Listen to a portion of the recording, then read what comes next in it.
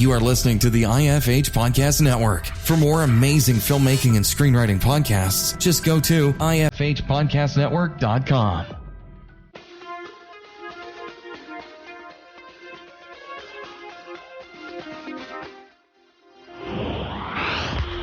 Hey everyone, thanks again for hitting that play button. Before we get into the interview with Sean Baker, coming up next on the podcast is Richard R.P. Buteau from Stage32.com. We'll be talking all about his experiences at Sundance Film Festival this past January. And then after him is Corey Mandel. Corey Mandel is an established screenwriter and has worked with all different people from John Travolta to Bruce Willis. And all right, let's get into the interview with Sean. Thanks.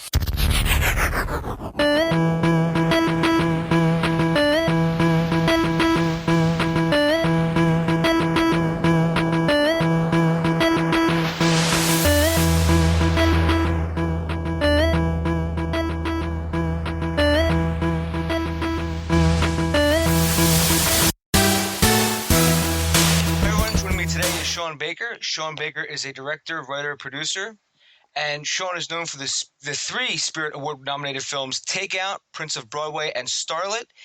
And Starlet actually won the Robert Altman Spirit Award. He is also one of the creators of Greg the Bunny and its spinoff War and the Ape. Sean's latest film, Tangerine, just debuted at the Sundance Film Festival and was picked up for distribution by Magnolia Pictures. Sean, how are you? Great. Thank you for having me. Oh, anytime. So, Sean, could you just give us a little bit about your background and how you got started in filmmaking? Oh, wow. Yeah, well, it goes way back to like first grade, I think. I grew up in Jersey, about 20 minutes out of Manhattan, and my mother brought me to the local library where they were showing 16 millimeter loops of old Universal monster films. So, clips from Frankenstein, Dracula, The Mummy, and it was that day that I was like, I want to do this, and so, and then throughout my childhood, I would be making Super 8 films. Eventually, my parents got VHS. I was shooting VHS stuff, decided I was going to go to NYU Film to make the next big Die Hard. I was like that totally Hollywood driven. I went to NYU Film.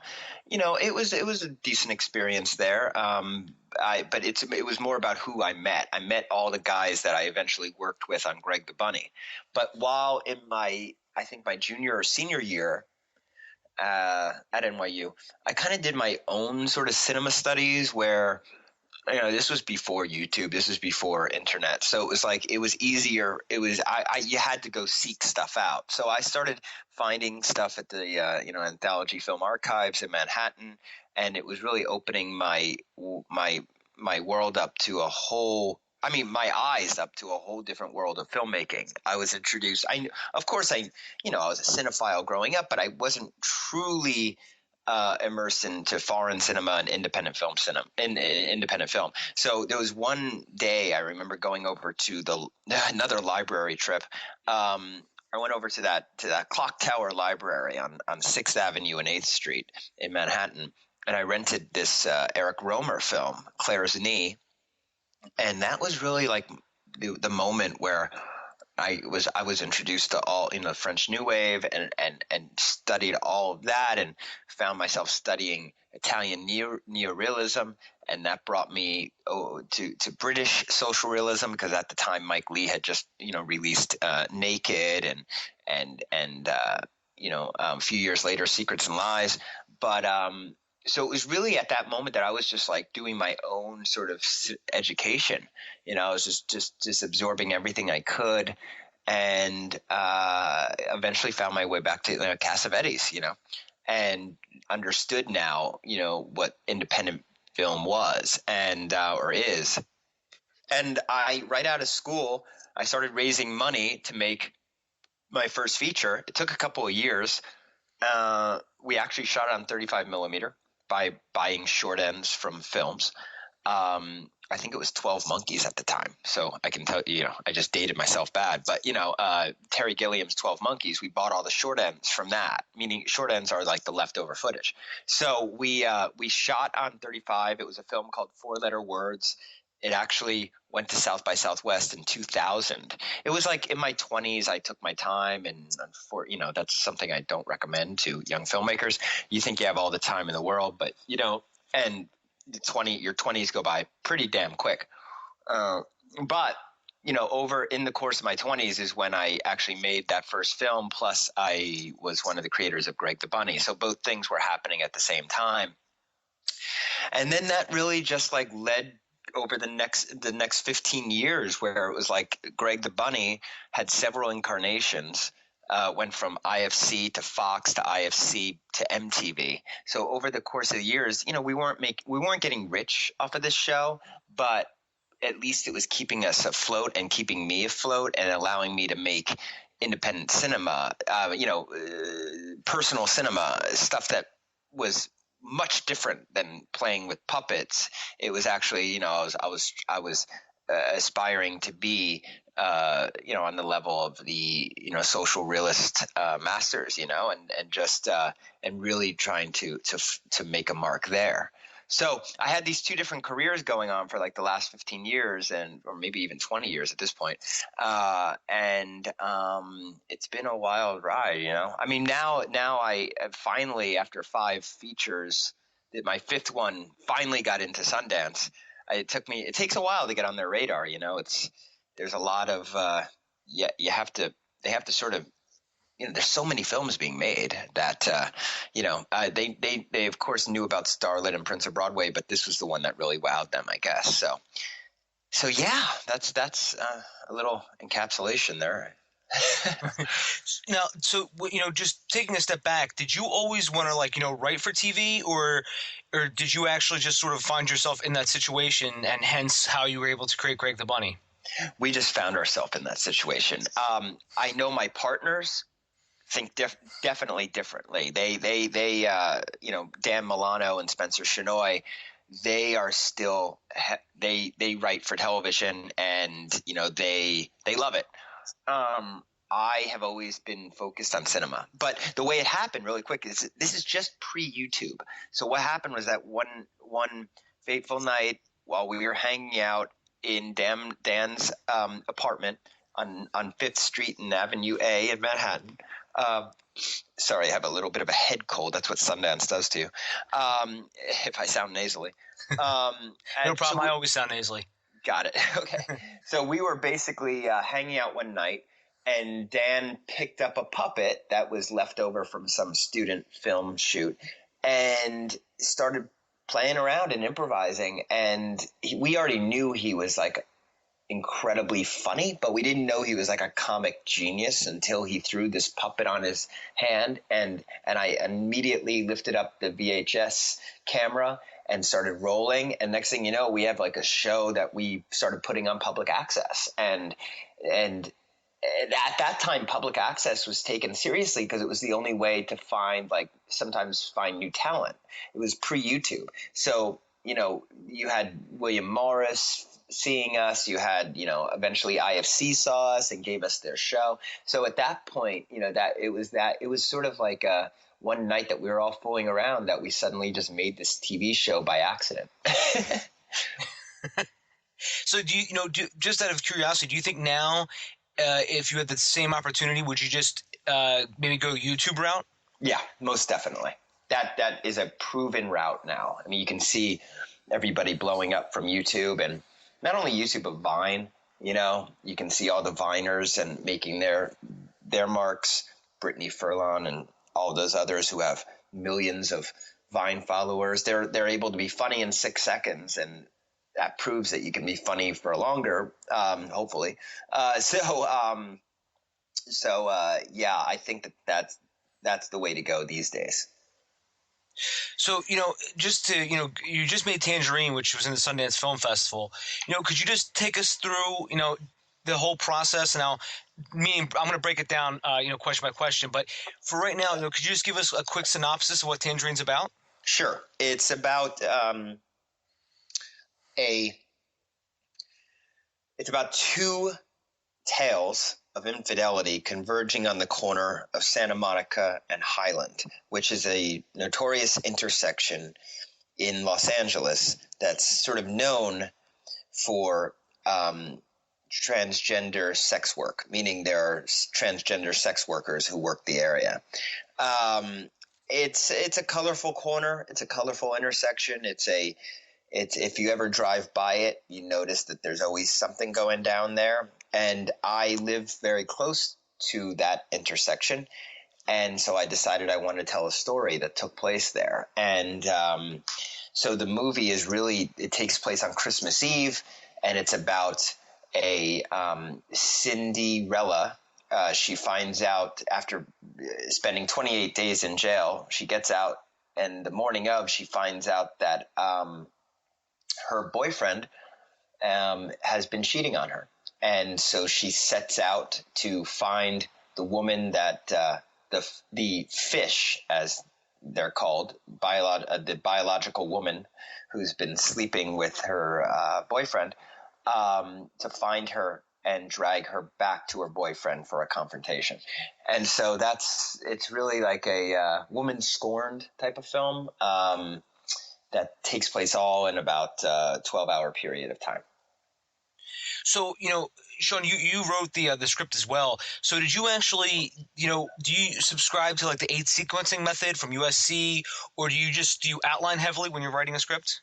Chris Bergosh and I are co-writers on it, and Mm-hmm. I tell you the truth, I don't even know about that technique that you just mentioned. Basic 3-act structure stuff we follow. Mm-hmm. I mean, Chris is way more follows that a lot more than I do. Chris comes from he's basically like the 4th unofficial member of the Greg the Bunny team, and he's been with us since day one. I think he even found the puppet that Greg. Well, he found the Greg puppet back in the day, but he comes from a way more mainstream he has a mainstream sensibility, a real like, he knows Hollywood films in and out. He knows Disney, and I'm on the other side of the spectrum where I'm like focusing on removing 3-act structures and just looking at character studies, and the more plotless the better for me sometimes. So it's like we meet somewhere in the middle. So sometimes we will have finished a script or a treatment or a scriptment, which is a little bit of both, and he will say, well, let's pump this up a little bit because the 3-act structure as it is now is about 2 minutes long. You know what I mean? So he will be very he'll do his due diligence to make it, so that the structure is a little more traditional, while I'm just sort of like whatever tells the story and whatever is compelling on the screen. So, yeah.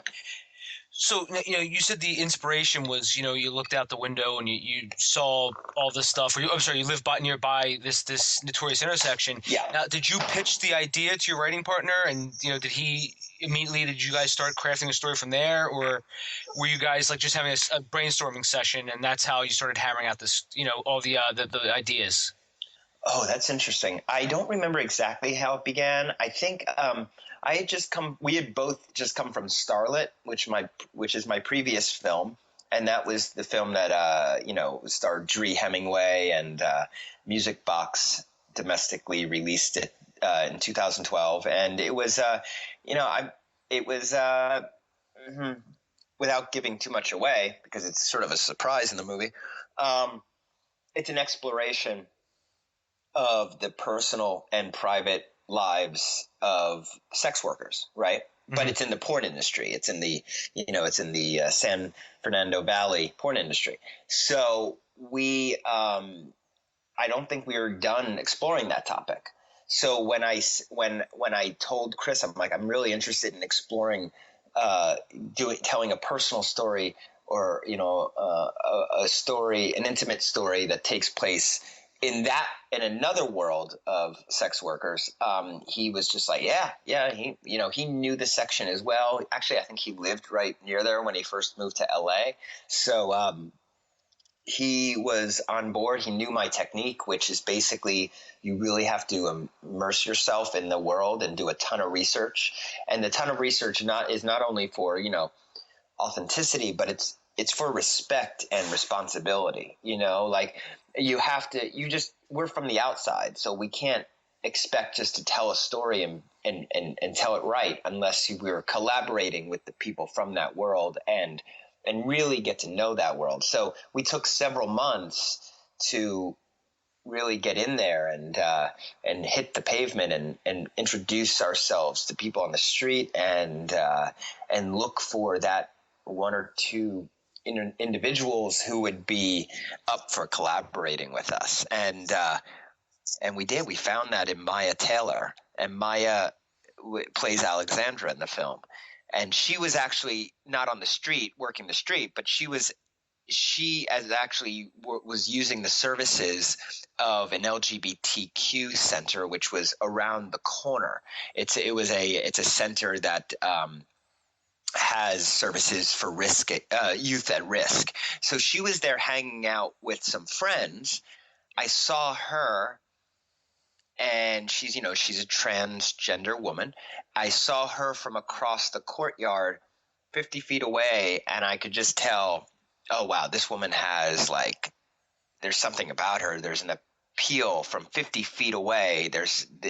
She has this physicality, this aura that's drawing me. So I approached her, Chris and I approached her, and we just gave her our little spiel about what type of movie we want to make, but we're not sure what the plot is, and it's an independent, and we had to prove our legitimacy. We had to give her our other films, and eventually she was so enthusiastic, and she was full of interest and energy, and she was like, yeah, I want to do this. I'm an entertainer. I sing, but I would also like to act. And so we just said, let's do it. So we started meeting regularly at the local fast food joint, and we would have these regular meetings where we would just converse, just talk, and we would hear her stories, and not just her stories, but the stories of the women on the block, because she was friends with all the girls who worked the block. So we heard all these incredible anecdotes, but we still didn't have a plot. And then what happened was that she, about 3 weeks in, she said, I want you to meet with somebody. And she brought in Kitana Kiki Rodriguez, who plays Cindy in the movie and who plays the woman who's scorned in the film, right? And so she, as soon as we met her, there was something about just about the way that they stood next to each other. There was just they were this great duo, and I could see them on screen together, and I could see the fact that they contrasted each other yet complemented each other so well that I was just like, okay, we have our on-screen dynamic duo. Now we just have to find a plot, and then we just worked together on eventually doing that. So that's how we did it. I have to say that anybody who wants to make one of these movies, like a movie about a world that you're not part of, you really have to take the time to do the research, or you will it'll come across as just not authentic. And that's what I did with Prince of Broadway too. Prince of Broadway even spent a longer amount of time, in the it's about the West African hustlers on Broadway and 26th Street in Manhattan. So I had to really work my way in and gain their trust, because a lot of them were undocumented, undocumented immigrants. So they thought we were all cops at first. So it takes a long time, but it's so rewarding in the end, not only because of the final product that you get, but because you actually have gained friends and gained lifelong friends from cultures and backgrounds that you probably never would be exposed to in normal everyday living. So yeah. Well, that was one of my questions too, was about casting, and that's kind of serendipitous. You were able to, meet those people in the corner, and she was able to actually connect you with people who ended up starring in the film. Oh yeah, yeah. And then a lot of the peripheral characters, they came from just friends of their friends, or just people we'd meet on the block. Sometimes even the day of or the hour of, we would say, hey, we're shooting and we're still interested in you being in this shot. You want to be in the shot right now? Come on, let's do it. And then we would just rehearse the scene for 5 minutes and shoot it and see if it works. And a lot of them worked. I think 90% of this stuff we did actually made its way into the film. So how many drafts do you think you went through before you finally had a solid draft that you said, this is it, and we're going to start creating the shooting schedule now? Oh, we did it okay, so it's a little non-traditional with us. We had a 59-page scriptment, so it's half a script, half a treatment. Mm-hmm. And I think we went like through two of them before we were ready to break it down in budget. It first started off as a 12-page treatment, and that was the treatment that I passed by the girls after after having spent a couple of months with them trying to develop something. Kiki was the one. Katana, I'll refer to her as Kiki because that's her nickname. Kiki was the one who came to us with the idea of The Woman Scorned. And it was when she did that I knew we had a backbone, a plot to this film. We just immediately fell in love with it. We were like, oh, that's a great idea, because if this woman is on a mission to find somebody else, then you'll be on a journey through Los Angeles. We'll be able to like follow these characters, get to know them on their journey. And there's also a goal. So the audience is actually like participating in this mission with her. So, it was as soon as she told us this story, we knew we would be fictionalizing it just a bit, but we had enough to go with. Chris and I walked away. We came up with a 12-page treatment, sent it to them.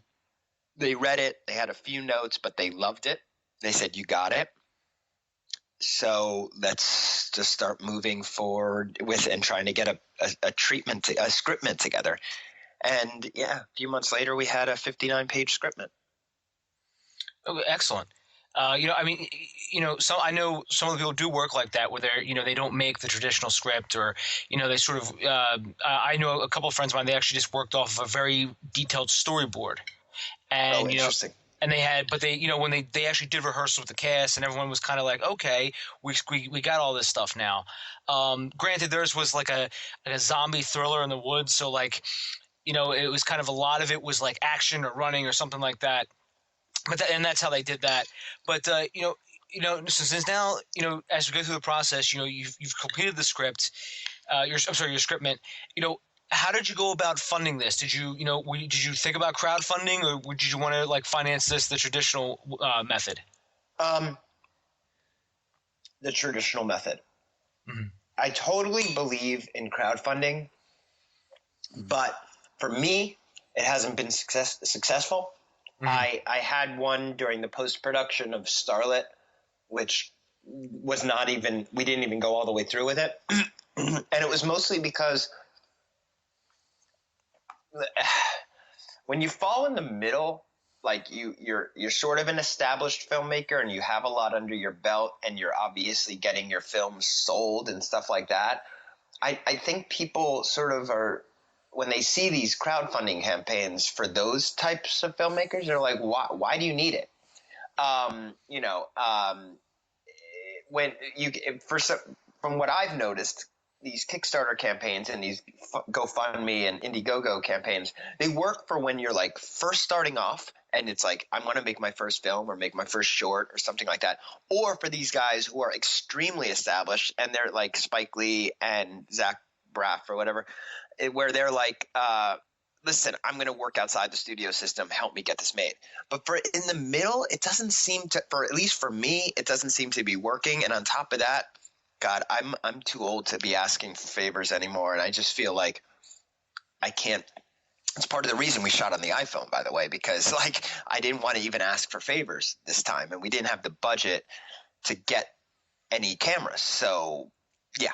Anyway, but to answer your question, I don't know if you know, but Mark and Jay Duplass executive produced this film, and they were the ones who came to me and said, do you have a micro budget idea?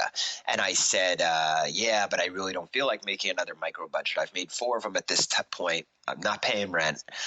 And so, but I thought about it for a little while and I wasn't getting any. I thought Starlet was going to result in getting, a much bigger, over $1 million budget films. And it didn't happen. So I then said, all right, I'll do the micro budget. I got to make another film soon. And Mark gave us the thumbs up and brought some of his own funds into it. And then he found this company called Through Films, and that was Marcus and Carrie Cox, and they're these two wonderful, producers slash financiers who basically, funded the rest. And they're, I'm so happy that they've been paid back. The movie sold to Magnolia. Everybody's happy. Everybody's good. So it actually worked in this case. But so we did the traditional thing.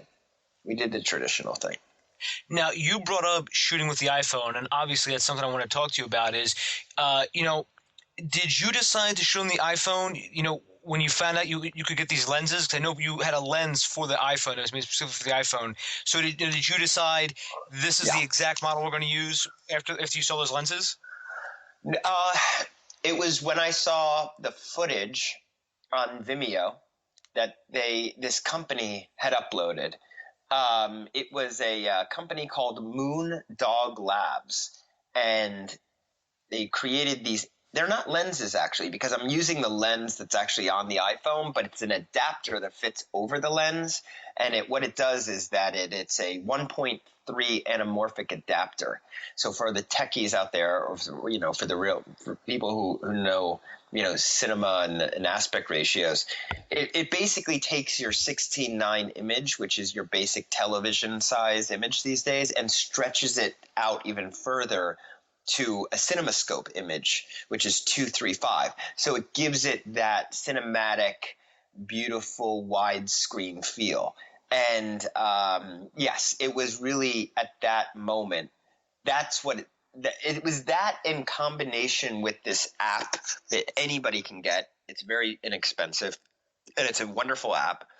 It's called Filmic Pro. One word, Filmic Pro, and by the way, I'm not in any way working for them or anything like that. They're just two wonderful companies that have helped me make this film with their products. So I like to promote them.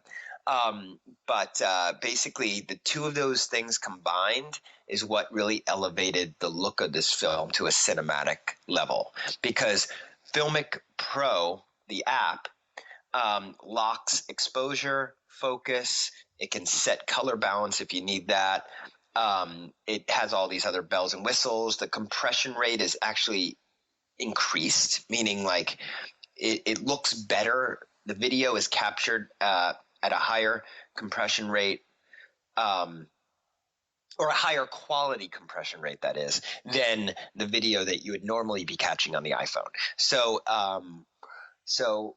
the two of those things combined, plus me doing an incredible amount of treatment and post-production by adding grain and bringing up saturation and working, of course, with the color grading, made this film look almost like a film. So, using the iPhone, was there some things that you could do with the iPhone that you find that you couldn't do with a traditional camera? Yeah, most definitely. So at first, of course, I have to say, it was a little bit embarrassing. I had to tell people we're shooting on the iPhone. Everybody was like, "What? What are we doing?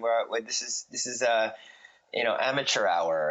And my DP was who has shot for the Americans and has lit gaffed for years and shot Starlet. I mean, he's a wonderful DP. His name is Radium Chung, and he was a little bit like, rolling his eyes, like, okay, I'll come to LA and play with you guys, but whatever. So it wasn't exactly like something that we were very proud of, but at the same time, because we all come from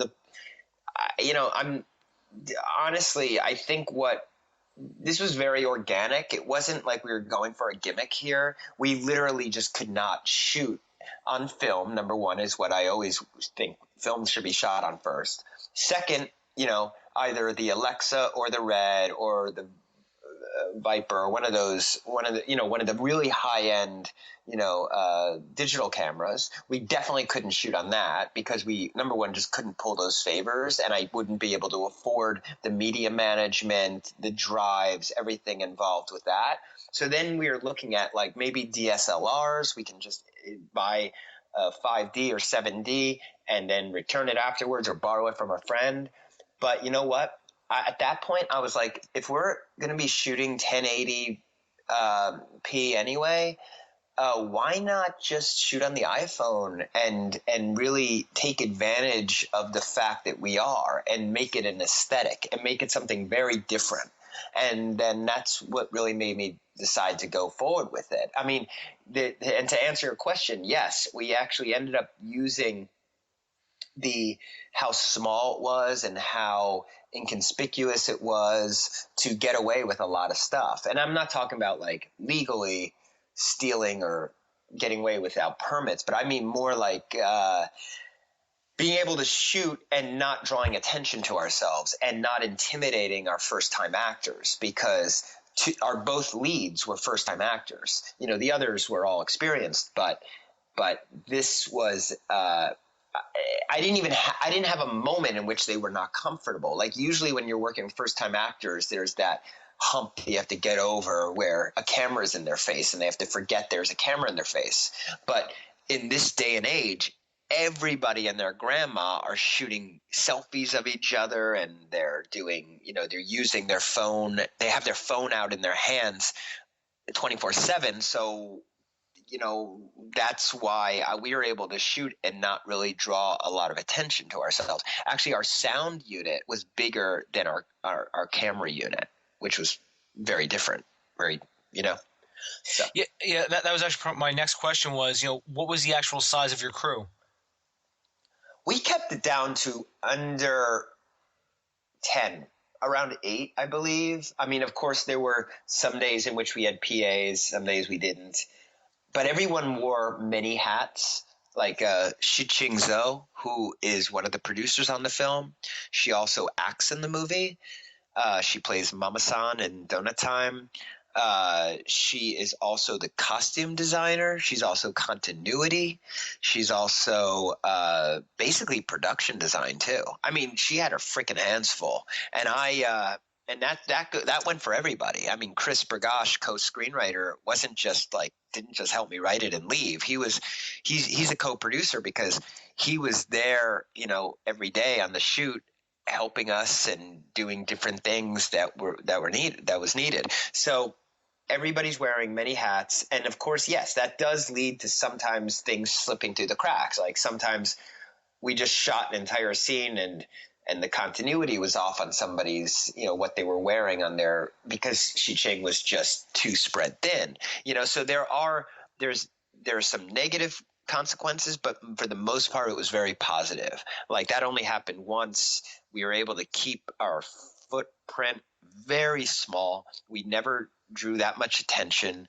We were working in some hairy areas, like very seedy areas. So we didn't want to, for the whole neighborhood to know we were shooting. And it was a tiny crew, but a very hardworking and diligent crew, and I have to say I'm incredibly lucky to have them. They worked for peanuts and they worked for the love of the movie, and so did the cast, and it was a wonderful experience. So, Sean, what do you think was the most difficult day of filming? Well, oh God, it was a tough shoot. I have to admit, it was a tough shoot. It was also emotionally draining. You're dealing with the tragic world of women who are selling their bodies out on the street. So even though you're making a dramedy, which is half a drama, half a comedy, even though you're doing that, and you're trying to always keep it light and have everybody laughing, there's the emotional toll of just the world that you're working in. So every day had that. But on top of that, I would say I lost it. I rarely lose it, but I lost it on the last day. I think the last day is where everybody was just finally spent, and we were going into the early hours not early hours. We weren't even pushing it that far, but it was around 2 a.m. and we were just so spent, and and I saw everybody just starting to drop like flies. I just literally saw people just starting to sit down because they just couldn't handle it anymore. We didn't have like shelters to go to. We didn't have vans or RVs or even businesses that we could jump into and rest, except for maybe donut time, but we didn't want to keep bothering them. So it was really like that last day where it all just started falling apart. But I have to say that shooting the donut time sequence, which is a big confrontation, big convergence of all of our characters on that corner, that had to be calculated and very, very precise in the way that we shot it. And it was very it was very hard for me, just being the amount of pressure, because we knew that we only had 2 days to shoot it, 2 nights to shoot it, with maybe an hour or two of pickups on a later day. And it was just, there was so much to get that I was just, just without a script supervisor, just we all had to keep it in our heads, where it's like we this shot, reverse, jump over the counter, get this shot, coverage. It was all about getting as much coverage as possible. So because we knew it had to be this cacophony, this huge, almost Robert Altman-esque chaotic scene. So it was the most stressful scene for me to shoot since I shot the sex scene in Starlet, because that was the most stressful day of my life on Starlet, where we were shooting an actual sex scene and I had to basically direct a porn. And it was that so it reminded me a lot of that day, where it's like there's a battle to be won, and you cannot call it. You can't call it a day until you get these shots that you need, because there is no way you can ever come back. You know what I mean? Those are the days where the pressure is so high that you probably take a year off your life and your eyes start to twitch and your nose starts to twitch and everything like that. So when you finally get this all, everything in the can, you get everything done, through the editing process, do you use a particular nonlinear editing system?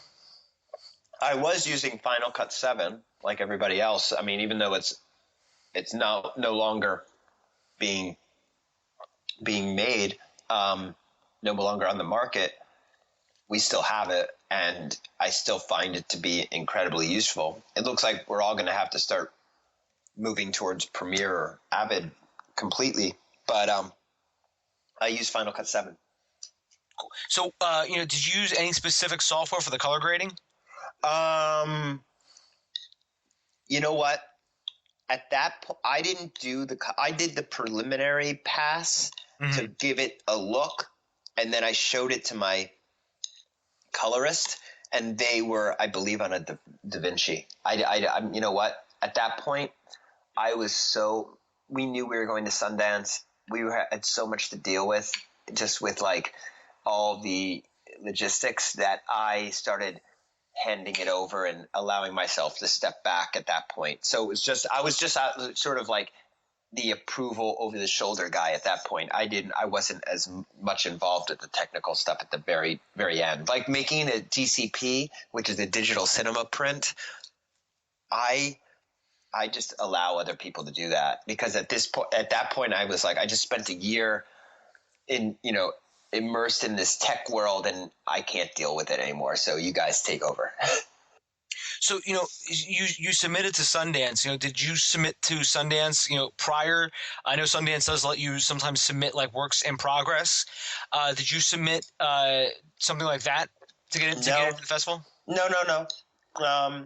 We were pretty much locked. By about a minute or two, maybe. Mm-hmm. The movie runs at 88 minutes right now, and we probably showed them a 90-minute cut. So we were pretty close to when we showed it. We had a fine cut. Yeah, and Mark Duplass and my agents over at ICM, they got it over to Trevor Groff, and Trevor Groff had already known, we were acquaintances, and he knew of my other films, and he knew about this film, and he was looking out for it because he had heard that there was something pretty wild here. So it went directly to him, and then he decided, and then we were waiting for a long time, to hear whether he liked it or not. We heard he liked it, and that was wonderful news. But then we were waiting to see what section that he would put us in. And we had a feeling we were going to be in next, just because of the nature of the way the film was shot, like the iPhone, micro budget. And we were right. We got into the next section, which is like a section, not main competition, but the section that highlights, I guess, innovations and like groundbreaking sort of like works of the future. You know what I mean? So, yeah. Cool. So, so what was your experience like at Sundance? It just ended actually a couple of days ago. Sean, you there? Yes, I am. Sorry about sorry. that. I had an intense time.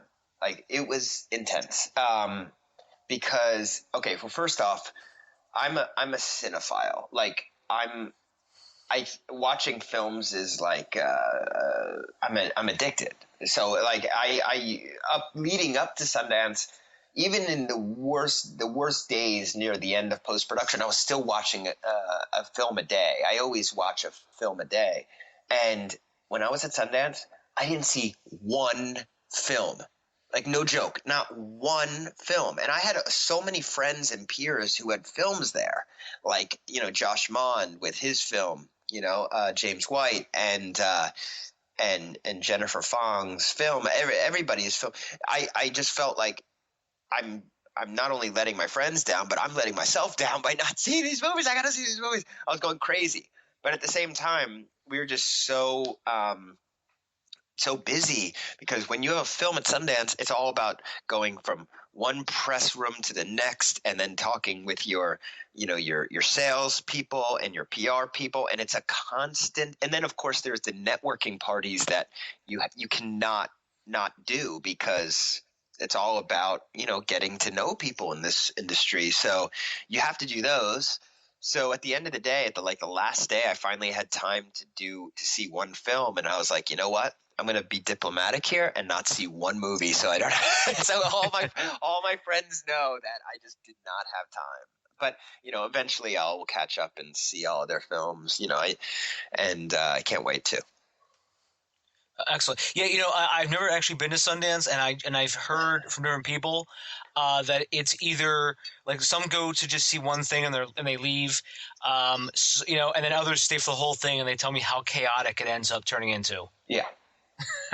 And then of course everybody gets a cold. Mm-hmm. Everybody gets something. Like, I don't know of one person who got out of there scot-free. I mean, like, I thought I did. And then I got on the plane, and by the time I got back to LA, I had like a 24-hour flu. It just happens. I haven't been sick in 15 years, and Sundance gave me a 24-hour flu. So,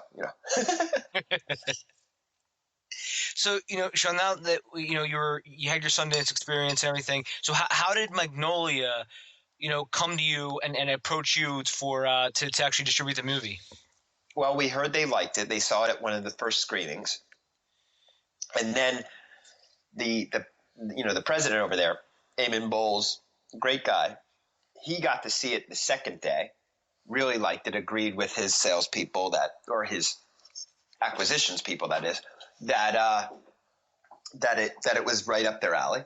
So next thing you know, we're in talks with them, and it was one of those classic scenarios where, like, it's literally there are texts and emails going back at 2:30 in the morning one night trying to like wrap up the deal, like really like burning the midnight oil trying to make this thing work. And so yeah, and I got to meet with them before and talked about their strategy and how they saw the film rolling out, and I was really very, very happy about about what they wanted to do with the film. For example, they wanted to do a large theatrical window, which is rare these days, and not only rare for a film, but very rare for an iPhone film. It's like people are going to be able to see this on the big screen. We're going to do 15 markets at least. So hopefully it will be coming to Philly. You're in Philly, right, or Pittsburgh? Yep. Yeah, I'm in Philly. Okay, yeah, and we're very happy about what they're planning to do with the film. They believe in it, they love it, and that's all you can. That's really the most you can ask for. Yeah, that is amazing that they want to do a wide theatrical release, and I do hope it comes to Philadelphia. I will check it out if it does come to Philly. Yeah, you guys have a few art houses there, right? Yes, we do. Yeah. Yeah, it's sort of like the Ritz. I don't know if you ever heard like the Ritz 5, Ritz at the Borscht. That's like where we get to see a lot of films that you generally don't get to see, like in the city. And they're always packed, by the way. Those theaters, they're always busy. Yeah, I believe Starlet played one of them. I forgot which one. Yeah, and playing a lot of foreign language films too. But yeah, I'm sure it did. I mean, that's where they all come to. And then we have the Philadelphia Independent Film Festival that comes around, and that attracts a few films here and there. So yeah, it's a good little community here. But all the big time like filmmaking, like Transformers and whatever else, if they ever come to Pennsylvania, they all go to Pittsburgh. Oh yeah, okay. So okay. Yeah, they sort of just left all Philadelphia. But Sean, I we've been talking for about 45 minutes or so. So in closing, I know you're busy. What projects do you have coming up next in the pipeline?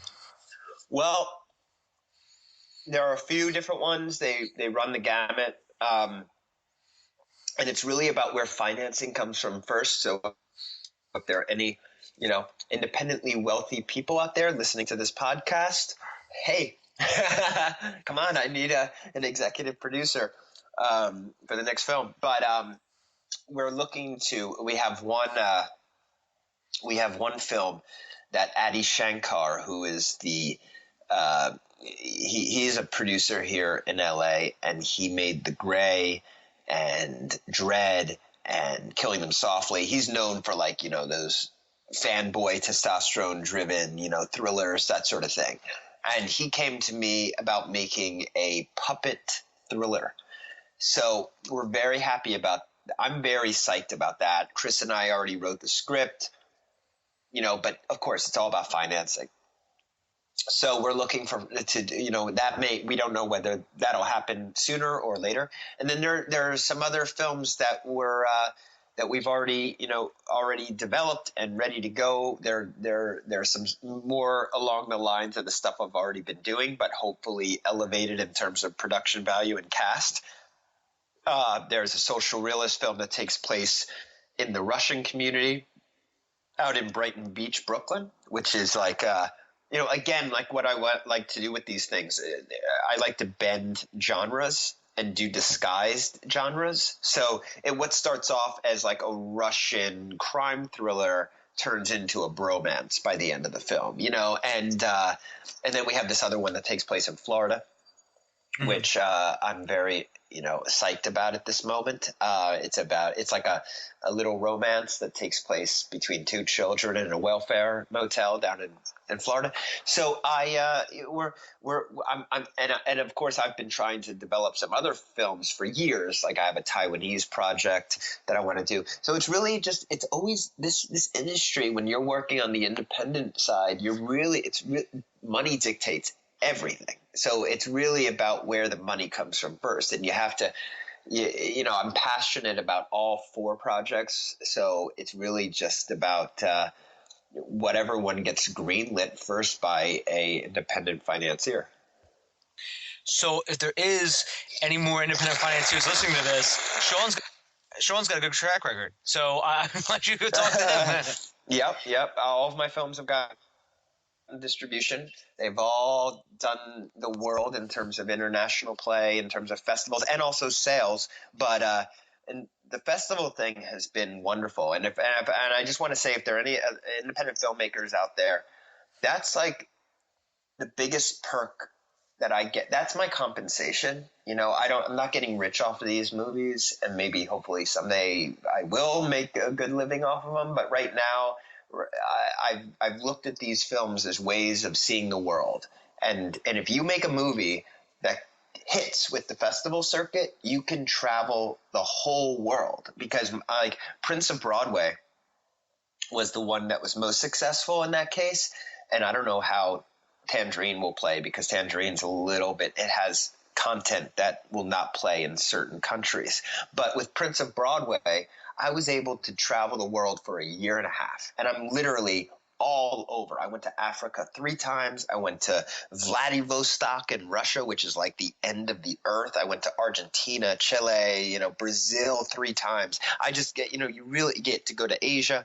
I just really, that's the most wonderful thing, because it really opens your eyes to other cultures and people, and you meet new people, and it's what makes life. So that's the biggest thing I can say. If you can make films that are universal and or not universal, maybe are like something that just like is something that's so specific, but people want to see, people are interested in from around the world, that's your film will travel, and you'll travel with your film. Yeah, and that is amazing. If you do get on that independent circuit, Yeah. Yeah, and I've heard Vladivostok is absolutely beautiful. It is, and the people are very beautiful, because this is, and now look, this is just an urban legend. I don't know if this is true or not. Okay, so I'm just saying that right now. Okay. But it is kind of it's an interesting little tidbit that I heard. But supposedly, Stalin had his troops there, right?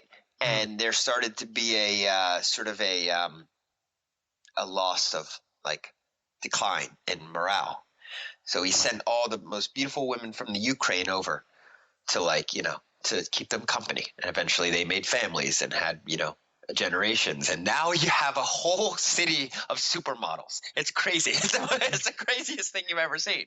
And I'm like, I'm not the tallest guy in the world. I'm like, what, like 5'9", and I just felt like and the whole time I was like looking up at the sky. My neck was hurting by the end of the trip, because everybody is like over 6 feet. Anyway, so that's my little Vladivostok anecdote. Hey, something like that's got to be true, right? Right. Hopefully. So Sean, I want to say thank you very much for coming on. And, in closing, where can people contact you at? People can find me very easily all over social media. I'm on Facebook. I don't even have like a professional page yet. It's still a personal page. Though it's getting close where I'm going to have to, because I think I'm reaching that, the excess, the maximum. Yeah, your cap. Right. But you can find me on my personal page, or each one of my films has a page. So there's Tangerine, there's Starlet, Prince of Broadway, Takeout. Greg the Bunny has multiple pages. So you can find Greg the Bunny, Warren the Ape, and all the other characters.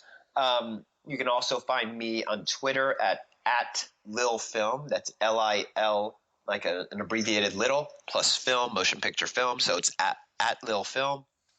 And you also find sites for all of our films. So very easily accessible. And I do my best to at least, if people reach out to me, sometimes I can't give them, return them essays, essay long emails, but we always do our best to at least get back to people and acknowledge that they've reached out. So and of course, if people have seen the film out there and want to rate it, you can always rate it on IMDb, review it on IMDb. That helps us as filmmakers. Or please put it on your Netflix queue. That's important. If you put our film on your Netflix queue, it tells Netflix that there are people out there who want to see it.